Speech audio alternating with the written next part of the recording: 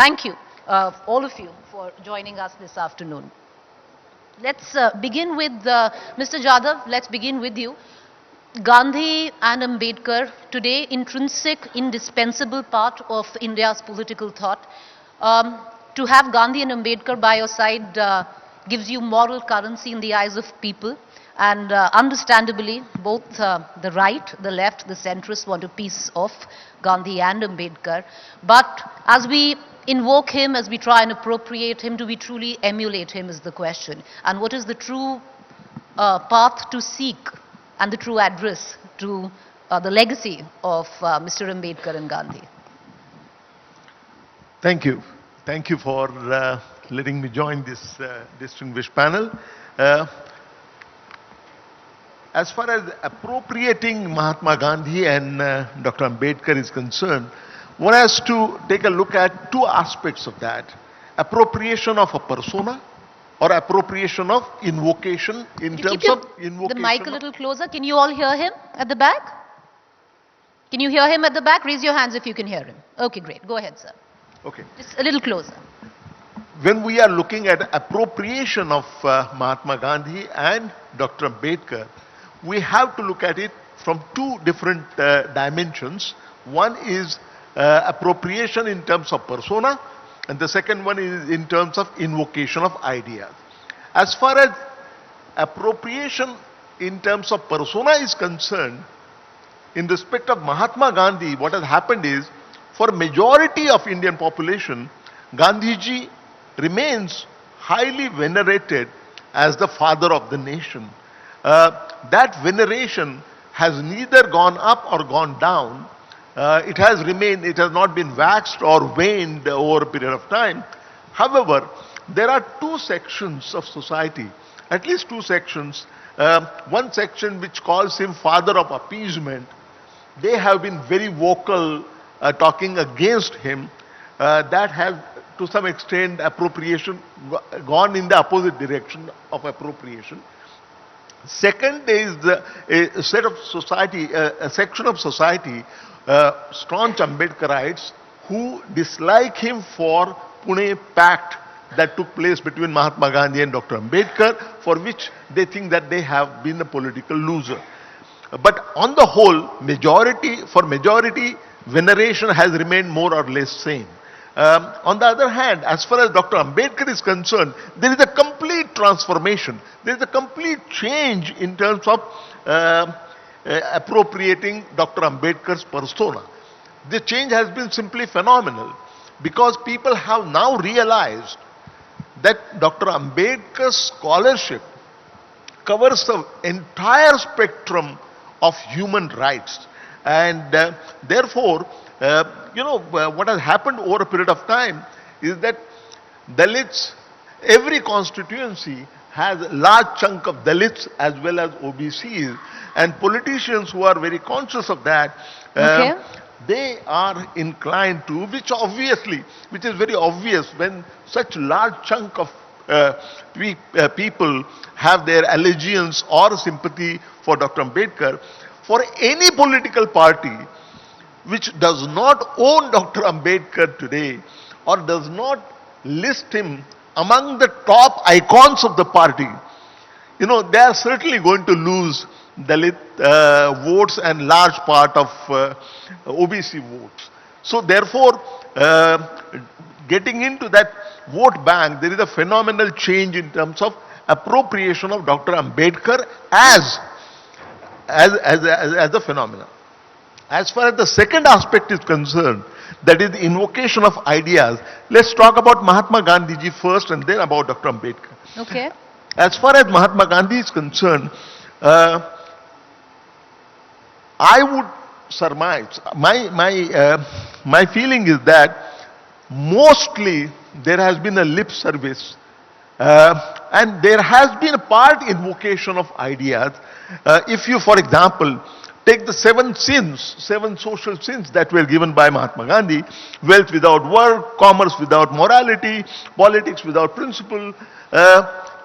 All these have not been imbibed. All these have not been invoked.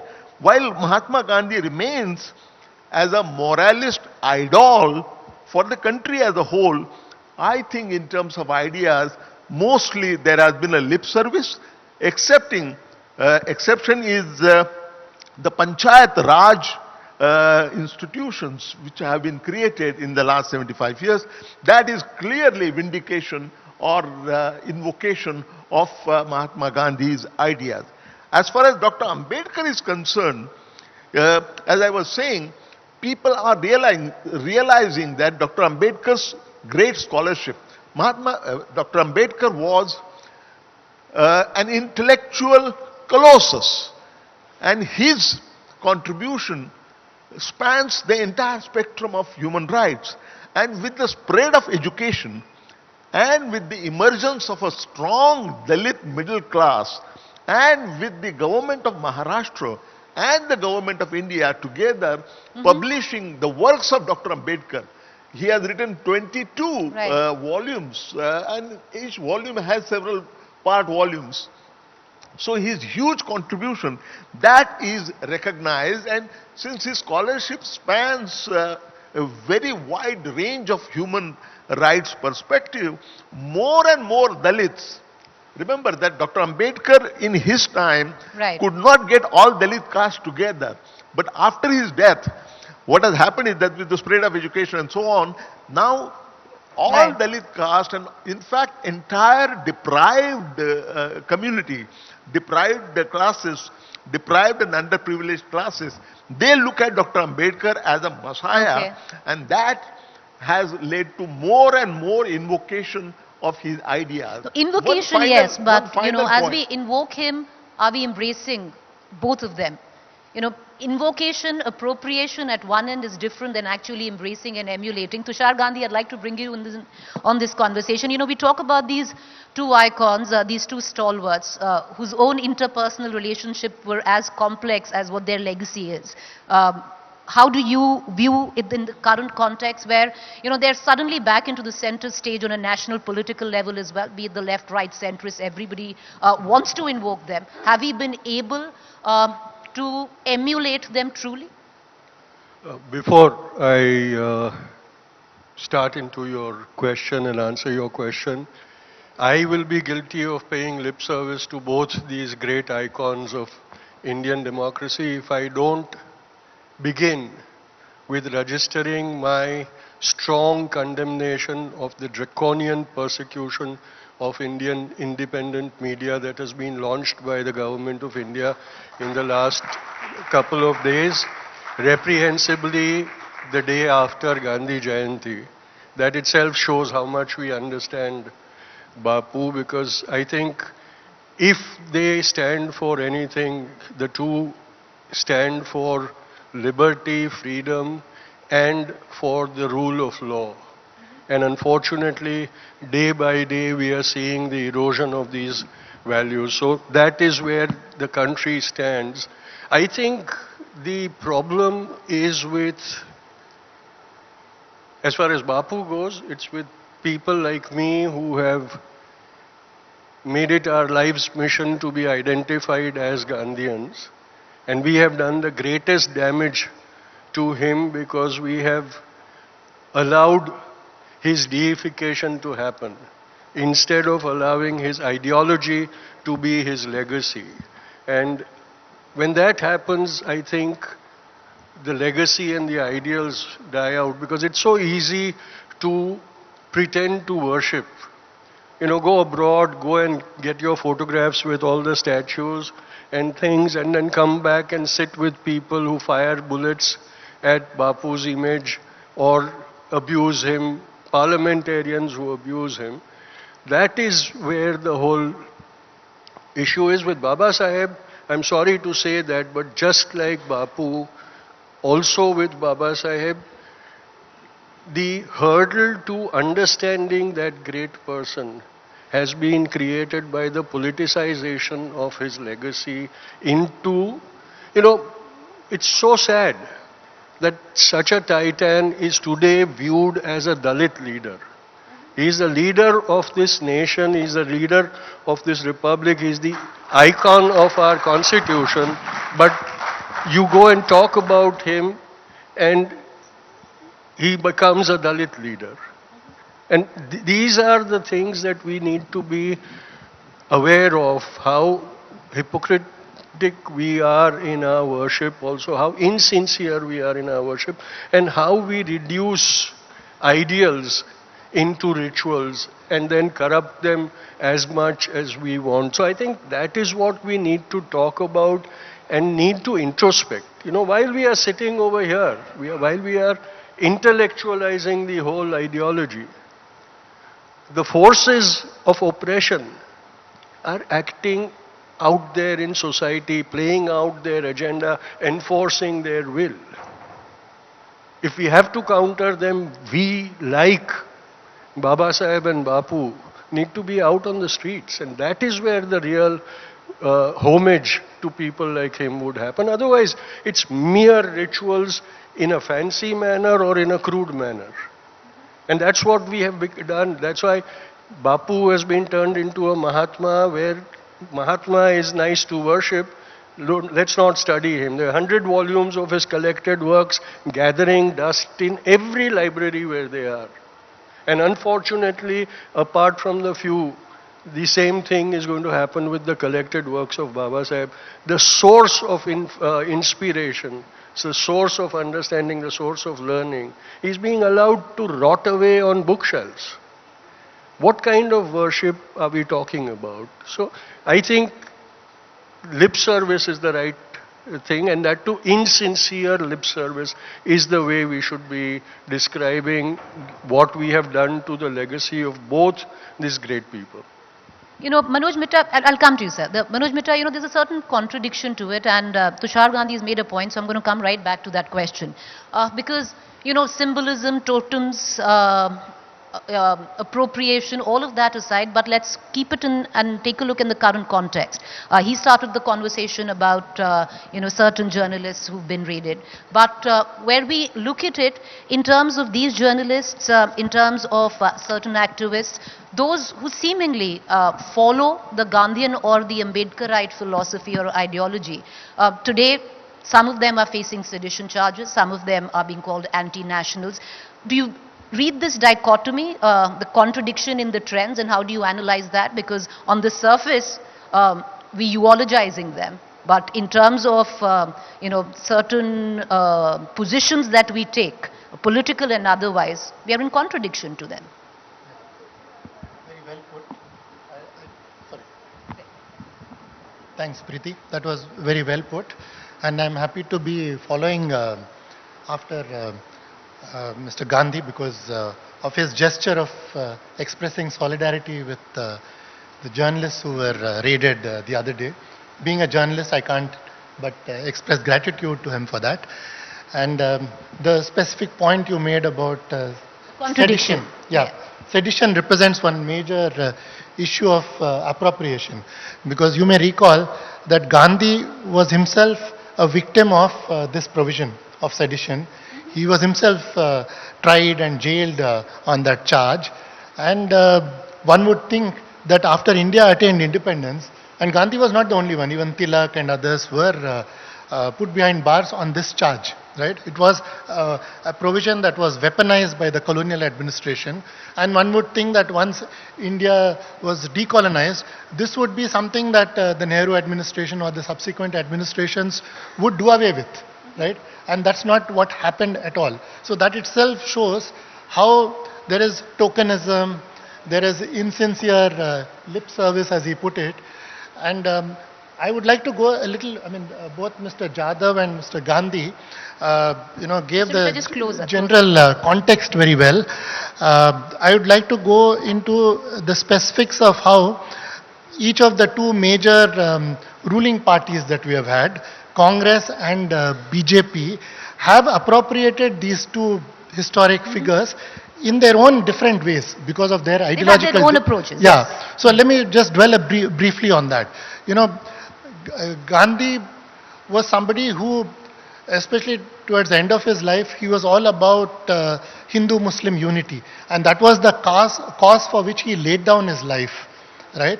And that set the tone for the new republic, and it did help the Nehru administration and the Indira Gandhi government to an extent of keeping the communal temperature under control, right? But then we saw something like 1984 happening, where a pogrom was orchestrated in Delhi, and we saw how that led to the Congress party of the time under Rajiv Gandhi reaping an electoral harvest, right? And that set a template for the other side. BJP, in fact, Maharashtra is the first state where post 92-93 violence, it was the combine of Shiv Sena and BJP that came to power because of their alleged role in the violence and so on. And then we saw something similar happening, post 2002 as well. The BJP under Narendra Modi coming to power with a thumping majority under the shadow of that violence, right? So we have seen that kind of travesty of Hindu-Muslim unity, or this communal harmony that Gandhi lived for and died for, and that is being violated in this manner in different ways by the two parties. Now, as far as Ambedkar is concerned, it is true that to Congress goes the credit of making him the first law minister of India. To Congress goes the credit of making him the chairman of the drafting committee and so on and so forth. But then once they fell out over the issue of Hindu Code Bill, he was completely marginalized, sidelined, so much so that it was many years after his death, when there was a non-Congress government at the center under VP Singh, they were the ones who gave him his due. They were the ones who made him, Bharat Ratna, and then his works, his writings, gained popularity since then, and that engagement with ideas only began then, and that's why his persona, his influence grew astronomically since then, right? But then the current dispensation, for instance, BJP, now they very selectively deal with certain aspects of him, which is his views on Islam as expressed in Thoughts on Pakistan, one of his many books. Or, how when he finally chose to give up Hinduism, he ultimately chose another, what they call Indic religion, that is Buddhism. And they express great appreciation for that.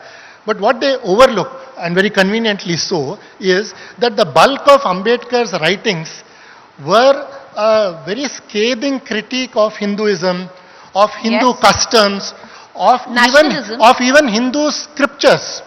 His most famous tract, that is Annihilation of Caste, goes on to say that there are certain scriptures we need to excise, certain portions which valorize or caste his discrimination. understanding of nationalism, very, very different for what it is in the let current me tell you context. that also. Like, for instance, what he said about Kashmir. What, BJP has made a religion out of, as somebody said before me, you put him on a pedestal, you don't engage with his ideas because they are so inconvenient to you. So you create what Modi government very famously did was they created Panch Tirth. They made sites associated with him as some kind of a pilgrimage, right? Circuit, Ambedkar circuit it is called. 5 different places you can go to, right? But what they don't engage with is on this very hot button issue of Kashmir. Right. What exactly did Ambedkar say? He very clearly said that his prescription was, let us divide Jammu and Kashmir into 3 zones, Jammu and Ladakh, the Buddhist area and the Hindu area, and keep that to ourselves. And as far as the valley is concerned, which is predominantly Muslim, let us have a plebiscite. Right. And whatever is the outcome of that plebiscite, let us go by that. And that is what he said then. Now, Right. one is not in the least suggesting that that's the solution we should adopt today. But these were the positions that these great men at different points of time took. So when you talk about Gandhi or Ambedkar, you have to look at them in totality. There were Right. certain values which are inconvenient to these respective parties and they ignored. And it cuts Yeah. both ways. You're And right there. That's And how they are guilty of the charge of appropriation, which means that you selectively pick up what is politically but it's convenient also to you. said, it's also Yeah. said, Mr. Mitta, to neutralize an ideology, it's best to appropriate it. But I'm going to, I'll bring in Mr. Kamble into this conversation.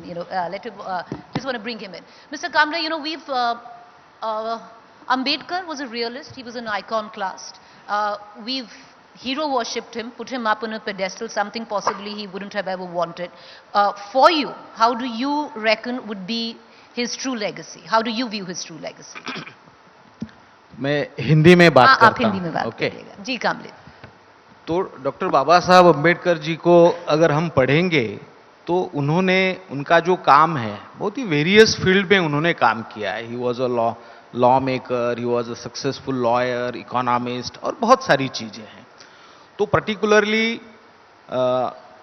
He was the basically student of economics Baba Saheb Ambedkar London से पढ़ के आए America से वो पढ़ के आए सभी जो डिग्रियां थी बाबा साहब की वो इकोनॉमिक्स में थी when he came back he become a professor of sociology and economics in Sydenham college तो बाबा साहब अम्बेडकर का जो इकोनॉमिक्स का जो काम है वह सबसे बड़ा है फॉर मी मेरे लिए और जो हमारी ऑर्गेनाइजेशन है Dalit Indian chamber of commerce and industry जो कोर फिलॉसफी जो है जो economic thoughts of doctor Baba Saheb Ambedkar and economic empowerment of a schedule caste and schedule tribe इसके लिए अगर हम देखेंगे तो बाबा साहब अम्बेडकर जी की जो लीगेसी है तो देर आर 5 लीगेसीज जो है वो एक सबसे बड़ी तो वो एजुकेशन लीगेसी है जिसमें वो खुद एक बहुत ही अच्छा उन्होंने एजुकेशन किया एक स्कॉलरशिप पे जाके 2 डिग्री उन्होंने हासिल की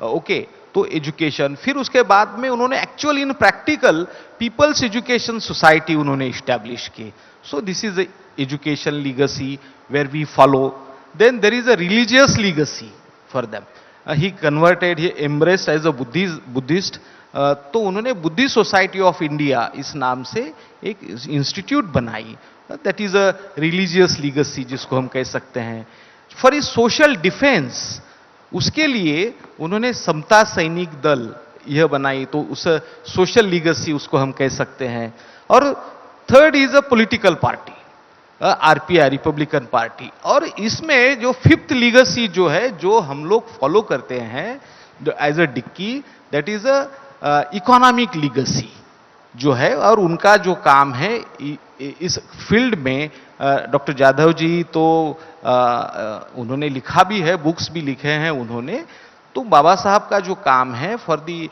देश के डेवलपमेंट के लिए when he was a law minister labour minister PWD और बहुत सारे इरिगेशन का जो काम उन्होंने किया है ये सब हम सब लोग जो जानते हैं तो as a economist he was a very successful professional lawyer he used to trading shares in Bombay Stock Exchange Bombay के बहुत सारे कॉर्पोरेट ऑफिसेस के ही was a very successful corporate lawyer तो एक एज अ प्रोफेशनल जो है उनको हम आइकॉन मानते हैं और उनके जो आर्थिक विचार है जो अनुसूचित जाति जनजाति के जो युवा है उनमें वो कैसे ट्रांसफॉर्म हो और एक इकोनॉमिक एम्पावरमेंट सोसाइटी में कैसा हो इसके लिए we work with as a chamber उसके लिए हम लोग काम कर रहे हैं I'm going to just, I'm going to, a quick advice. We're running short of time, so let's try and keep our interjections a little short so we all get a word edgeways. But Mr. Jadhav, I'll come back to you on what we were also talking about earlier, which is you appropriate an ideology sometimes to neutralize it.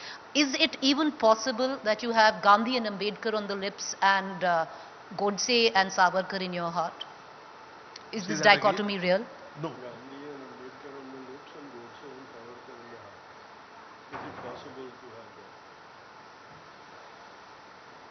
That's a very sensitive political question. I don't think I would like to answer that. But if you allow me, I would like to very briefly comment on some of the very interesting observations which were made by my co-panelists.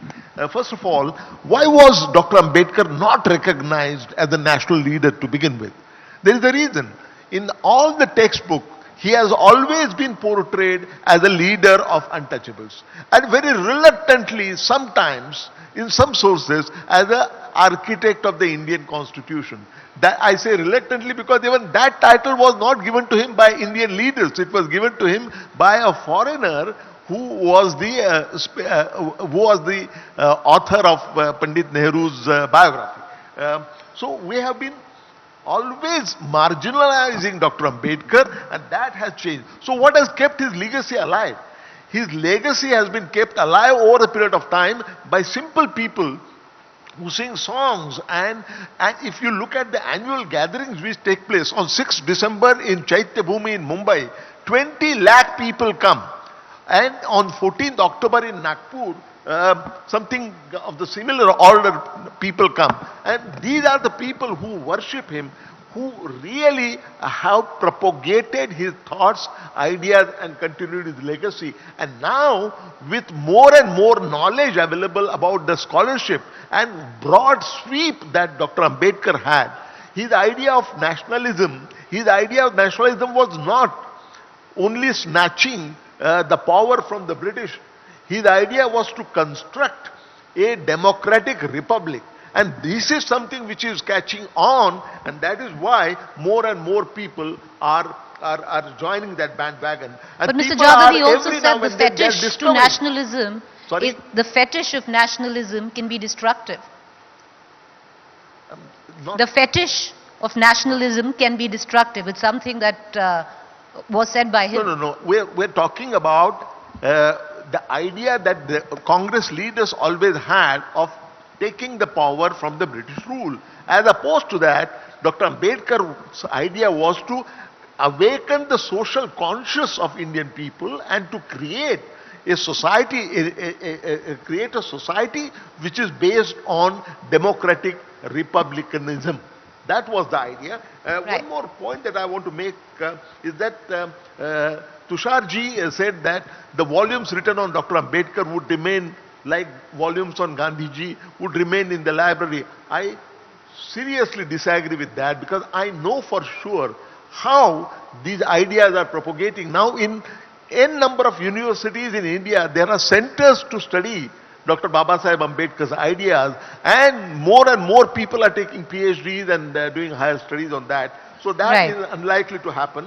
One final point, what my friend Milind said about Dr. Ambedkar as an economist, I want to add that he was not only an economist in terms of being the most highly erudite economist of our country ever, but he was also a great economic administrator. And the point that he made, my friend Manoj bhai made about the annihilation of caste, Dr. Ambedkar was, in annihilation of caste, he said that we need to put explosives to the religious text. Why? Because they authenticate the caste system in our country. And that is why I'm going to just quickly bring in, because we're running a bit short of time, so can I, with your permission, I just want to bring in Mr. Gandhi back into this conversation. Mr. Gandhi, the question that was a little sensitive for Mr. Jadhav, would you want to take that question? Is it a dichotomy to espouse values of Gandhi and Ambedkar, but on the lips, but where the heart comes, it's Savarkar and Godse? Do I need to even answer that question? Because it's the reality that stares us in the face. You see it so transparently being practiced in the political circles who vie with each other to appropriate the legacies, but even while bowing their heads in Rajghat, though Nathuram is being worshipped, why do you think that Nathuram trends on 2nd October as the patriot of India and things? It is an orchestrated strategy that is being implemented, and this is a result of us having reduced all our icons to mere rituals and not actually adopting their ideology and putting it into practice. I can understand politicians. See, political parties work for electoral gains. And so wherever they see electoral gains, they adopt those policies. And so for everything, their attention or their adoption becomes fleeting. And so I can understand that. But what about the people who don't get tired referring to Baba Saheb as the father of the Constitution, and a few who now still refer to Bapu as the father of the nation? What are we doing for both those legacies when we see that the greatest legacy of the two, the idea of India, is being so effectively corrupted and obliterated? Are we doing anything to save that legacy? If not, then isn't this a whole era of mere lip service for everything, for every issue? It's just a superfluous, glossy thing. You look at the end of G20, the ceremony at Rajghat. Right. It was so glitzy and so devoid of emotions and honesty. Right. But everybody was impressed by the orchestrated drill. You know, beating the retreat is not that rehearsed at Rashtrapati Bhavan by But the there were military. solid takeaways from as there. it In was terms over of diplomatic takeaways, there were solid takeaways from there. But that's a matter of different debate. No, I'm not talking about Yeah, that's a diplomatic matter of different takeaways. debate, I'm but- talking about the Right. ritualization of the legacy at Rajghat. It was the Right. most current example of how trivialized it has been made. You know, I want to bring in Mr. Mitta, one final comment because we run out of time. In terms of what their thoughts were on religion, nationalism, inclusiveness, would Ambedkar and Gandhi today be seditious and anti-nationals? Or judged by a certain lot in that? Absolutely. They would be in TR. It's questions for you, Mr. Mitta. No, sir. No problem. Go. Yeah, I mean, this is your question is answered by the fact that the preamble to the Constitution that we all swear by, the word, the thought relating to fraternity, you know, in giving due place to the dignity of the individual, and about fraternizing, of being inclusive, is something that was introduced by Ambedkar in the preamble. He had a major role in that, and he believed that without fraternity there would be no liberty and equality. I mean, there would be no meaning to that, right? And many of those thoughts are today being undermined with impunity, as evident from the fact that what was considered communalism around the time of independence because of Gandhian influence today passes off for nationalism, Hindu nationalism. You know, the way you otherize the other community, the way you get away with this kind of hate rhetoric, this exclusive politics. So all this is evidence of appropriation. Appropriation is all about insincerity, right? So when you pay lip service to Gandhi and Ambedkar on the one side, what you very aptly said, you have Gandhi on your lips, but Godse in your heart. I mean, this dichotomy is most evident in the way, politics is playing out today. The hate has been valorized and has mainstreamed, has been normalized, and hate rhetoric leads to hate violence too. Mr. Jadhav doesn't agree. I've run out of time, but Mr. Jadhav, you have 10 seconds to interject, and then we are going to close the session. I want 30 seconds to make a point. If you 30 allow. seconds, sir. Yes, 30 seconds. Okay. What I would like to add finally is that there are very few unifying factors in India today, in today's social and diverse cultural fabric. There is a communal divide on the basis of caste and religion. There is the ideological divide, tradition versus modern. There is the class divide, left and right. With all these divisive influences, leaves Indian Constitution as the only rallying point for all the diverse tendencies which are forced to come together. And who is associated with the rallying point of Constitution is Dr. Ambedkar, and that is why Dr. Ambedkar is the rallying point for all the political parties today. Well, and Thank also, you. and also, And I add that and also Mahatma Gandhi, Ambedkar was in the Constituent Assembly playing that important role because of Gandhi's intervention. Exactly, He was right. responsible for With entrusting that. that responsibility to Ambedkar. And it cuts both ways because we've seen appropriation from the right, left and center. But in appropriating, have we truly embraced Gandhi and Ambedkar? We leave it for, ladies and gentlemen, for all of you to decide. We're going to leave you with that thought. Thank you, all four of you, for Thank- joining us. Appreciate Thank it. you. Thank you.